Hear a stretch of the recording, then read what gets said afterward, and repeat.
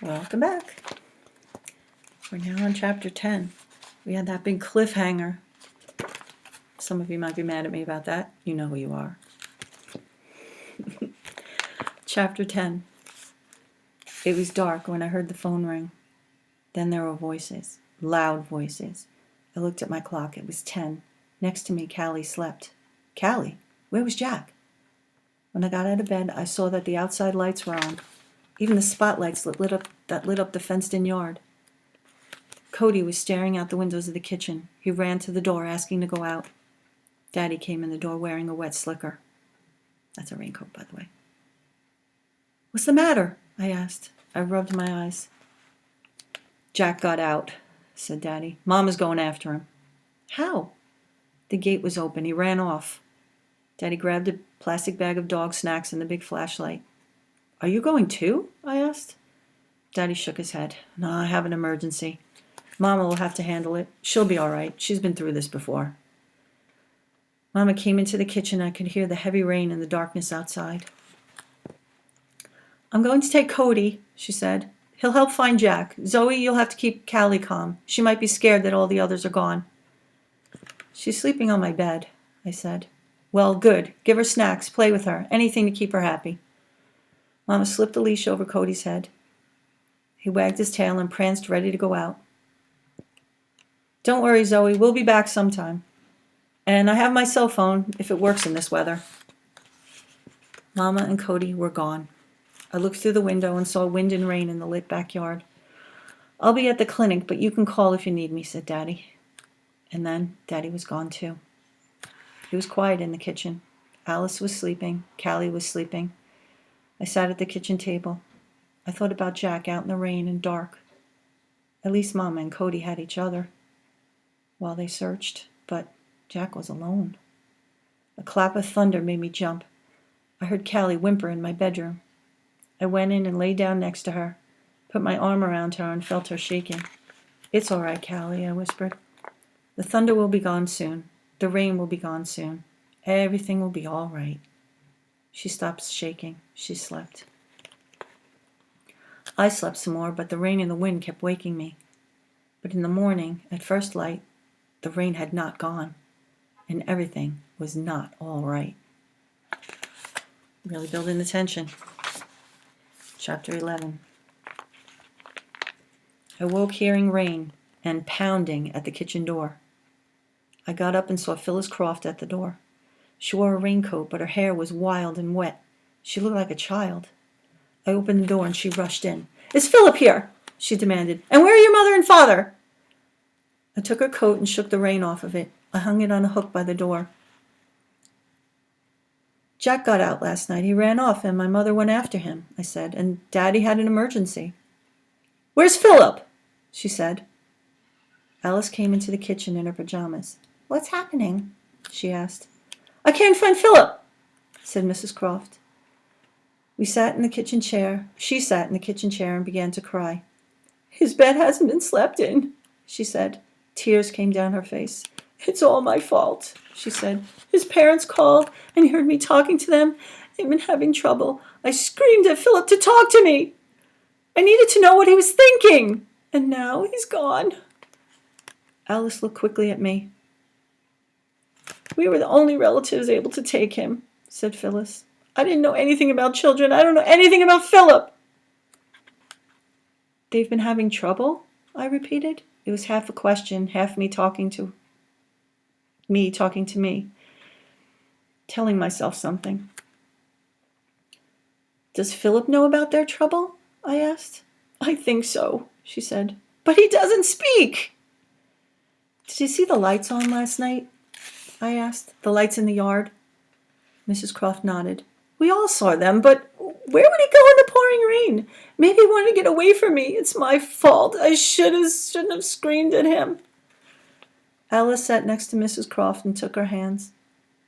It's not your fault, she said. It's no one's fault. Suddenly, I knew why Philip couldn't talk, and I knew where Philip had gone. Think about that for a moment. I ran to my bedroom and pulled on my jeans and sweater. Callie turned over and looked at me from the bed. I ran back into the kitchen and pulled on my boots. Okay, did you put all the breadcrumbs together? Here we go. Philip went to save Jack, I said. Out in this rain for a dog? Said Mrs. Croft. For a dog who loves Philip, I said. I put dog snacks into a bag. I picked up a rolled-up dog blanket. Alice, give me 2 bottles of water. Daddy will be home soon from the clinic. Mama will call on her cell phone. What? What are you doing? Asked Mrs. Croft. I put on my slicker. Alice, take care of Callie. She doesn't like the rain. She might miss me. She might miss the dogs. I stopped then. Are you all right alone? I asked Alice. Alice nodded. I'll stay with her, said Mrs. Croft, still crying again. We'll stay with each other, said Alice. I put my breakfast biscuits in my pocket and some lumps of sugar. We could hear the sounds of pellets hitting the windows. Hail. I'm going to find Philip, I said. I opened the door and went out of the warm kitchen into the cold. I put up my slicker hood and hurried down to the meadow. The rain and hail pellets sounded loud against my slicker. My pant legs were already wet. The rain came down harder, and there was thunder. I passed the cows, who stood under the big tree in the meadow. They stood in a comforting group, like a cow family. I thought of Jack, lost in a place he didn't know. I thought of Philip, who couldn't call for help. Philip, who wouldn't talk because he thought his mother and father's problems might be his fault. Something he'd said, perhaps. His silence might keep them all safer. And like Phyllis, I began to cry. Wow, lot of tension. Chapter 12. I hurried down to the meadow. My wet pant legs were cold. I ran to the nearest barn to get out of the rain. Mama had been out all night looking for Jack. She hadn't called because she knew Alice and I were sleeping. She had Cody. Jack had no one. Philip had no one. Inside the barn, the horses in their stalls peered at me. Philip? Jack? I called. It's Zoe. I knew Mama and Cody had been here. They would have come here first. There was silence except for the snorting of horses. I put my hood back up and ran outside again, across the dirt road to the next meadow. The sky grew even darker, and the rain came harder. I ducked between the rails of the gate and ran through the mud to a yellow barn. It was suddenly quiet in the barn, and strangely peaceful. The horses rolled their eyes at me. Who are you? You got a carrot? A lump of sugar? I did have some lumps of sugar that I'd stashed in my pockets along with some breakfast biscuits, dog treats, and 2 bottles of water.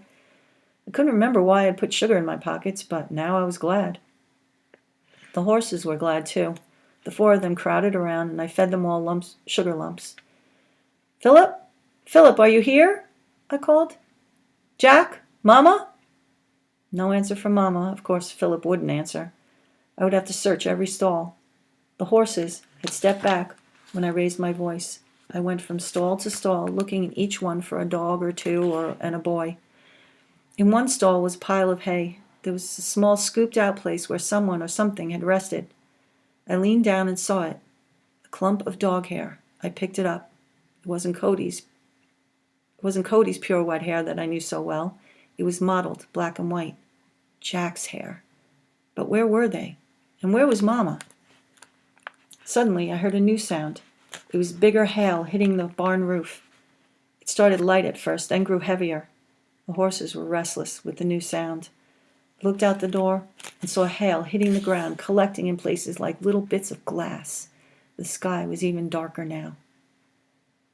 I had to go now before the hail got larger and the wind grew stronger. I put my hood up and ran across the paddock and across the road, looking for another hiding place. I thought Philip would hide from this weather. I didn't know about Jack. He might still be running somewhere. I ducked in a lean-to shed filled with garden tools and lawnmower. But then, Philip might still be running after Jack, too. Mama wouldn't take Cody out in a hail. Rain maybe, but not hail. I ran across a meadow till I got to a large tree. I joined more cows there. The tree was large enough to keep us all safe from hail. The cows looked at me, then went back to eating grass. I could see a hay barn across the paddock, a barn I'd never seen before. The door was open. As the hail came down faster and harder, I ran across the mud to the open door and went inside. It was a barn with only a few windows, and I could smell the sweet smell of the bales of hay stored there for the cows and horses. I walked in the path between the neat bales that were bound in twine. The farmer was neat, too. The old wood floors were smooth and clean, as if the farmer had swept them. I walked on without calling out. The hail had grown heavier and bigger. I couldn't tell, but the noise filled the barn. And then, when I passed the last neat bales in the very back of the barn, and I was about to give up, I found them. Philip and Jack. Philip was asleep on a loose pile of hay. Jack, sleeping next to him, curled close to Philip. I didn't say anything. I sat down next to Jack.